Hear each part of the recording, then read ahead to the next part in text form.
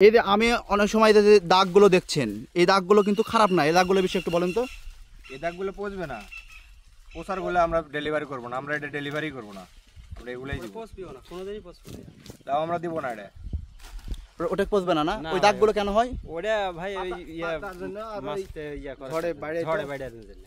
ওটা সমস্যা নাই? না না, ওর কোনো সমস্যা নেই, ওই আমার কোনো হবে না। আচ্ছা, স্পট আসবে না। তো এই যে দেখেন একদম ফ্রেশ টাটকা আম আর কি, রাজশাহীর গোপালভোগ। এবং এই যে দেখেন আমাদের গাছ থেকে এখনও নামানো হচ্ছে এবং বিশাল একটা গাছ আমরা আপনাদেরকে দেখাচ্ছি। এই যে দেখেন আম, মোটামুটি অনেক অনেক আম। আমরা আপনাদের যদি আর একটু আম ঘুরে ঘুরে দেখাই,